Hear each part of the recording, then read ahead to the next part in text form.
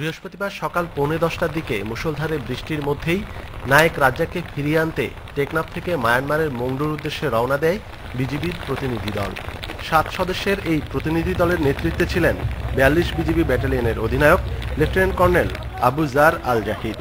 দিনভর নানা জল্পনার পর বিকেল 3টার দিকে অপহৃত বিজিবি সদস্য রাজ্জাককে আনুষ্ঠানিকভাবে ফিরিয়ে দেয় মায়ানমার সীমান্তরক্ষী বাহিনী বিজিবি। কিন্তু দুর্যোগপূর্ণ আবহাওয়ার কারণে রাজ্জাককে নিয়ে প্রতিনিধি দল দেশে ফিরে সন্ধ্যে 6:30টায়। তাদের কথা বলেছে, আমরা আমাদের যুক্তি তুলে ধরেছি। অবশেষে আমরা রাজ্জাককে তার সমস্ত বিলঙ্গিং সহ তার যে সমস্ত জিনিসপত্র তার সঙ্গে ছিল সেগুলো সবকিছু সহ তাকে আমরা ফেরত নিয়ে এসেছি। সে সুস্থ আছে, তাদেরকে ডাক্তারকে দিয়ে তাকে পরীক্ষা করানো হয়েছে।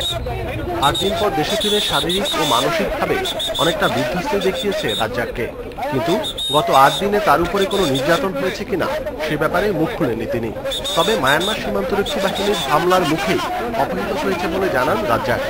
যখন সকালবেলা নৌকা চেক করি তখন মায়ানমারের ওখান থেকে ওরা এসে আমাদের অতর্কিতভাবে হামলা করে এবং আমরা সাথে সাথে প্রতিউত্তর দেই, দস্তাদস্তি হয় এবং আমাদের সেটাই একজন আমার নাকে লাগছিল ওই দস্তাদস্তিতে। এদিকে পতাকা বৈঠকে এই অপহরণের কোনো আনুষ্ঠানিক প্রতিবাদ জানানো হয়েছে কিনা গণমাধ্যম কর্মীদের এমন প্রশ্ন অনেকটা এড়িয়ে গেছে বিজিবি। অনুপম শীল, ইন্ডিপেন্ডেন্ট নিউজ, টেকনাফ, কক্সবাজার।